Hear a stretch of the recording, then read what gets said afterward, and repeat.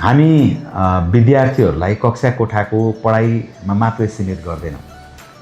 हाम्रा विद्यार्थीहरूको चौतर्फी विकासका निम्ति, सर्वाङ्गीण विकासका निम्ति, शारीरिक मानसिक विकासका निम्ति विभिन्न गतिविधिहरू सञ्चालन गर्छौँ। खेलकुद हाम्रो एउटा महत्त्वपूर्ण विधा हो। हामीले विद्यालयमा क्रिकेट एकाडेमी स्थापना गरेका छौँ। बास्केटबल, फुटसल, फुटबल, विभिन्न रचनात्मक खेलकुदका गतिविधिहरू हुन्छ। मार्सल आर्ट, विद्यार्थीहरूलाई अनुशासित बनाउने विधाका थुप्रै खेलहरू यहाँ हुन्छन्, जसले उनीहरूको शारीरिक मानसिक दुवै विकास हुन्छ, बराबर विकास हुन्छ। सँगसँगै खेलले विद्यार्थीहरूलाई अनुशासित बन्न पनि सिकाउँछ। र खेल यस्तो विधा रहेछ जसको कुनै भूगोल छैन, जसको कुनै सीमा छैन, जसको कुनै भाषा छैन, जसको कुनै जात या धर्म छैन।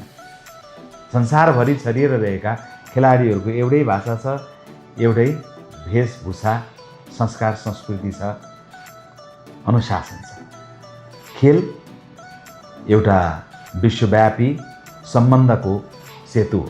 त्यसैले हामीले हाम्रा विद्यार्थीहरूको प्रतिभालाई प्रस्फुटन गर्न र भोलि खेलकुदका माध्यमबाट पनि जीवनलाई समृद्ध बनाउन सकिन्छ भन्ने एउटा प्रस्तुति, एउटा योजना, एउटा अभियान हामीले सञ्चालन गरिरहेका छौँ। निश्चय पनि म विश्वास गर्दछु, म आशा राख्छु कि यस विद्यालयबाट उत्पादन भएका थुप्रै विद्यार्थीहरू भोलि हामी खेल जगतमा पाउनेछौँ।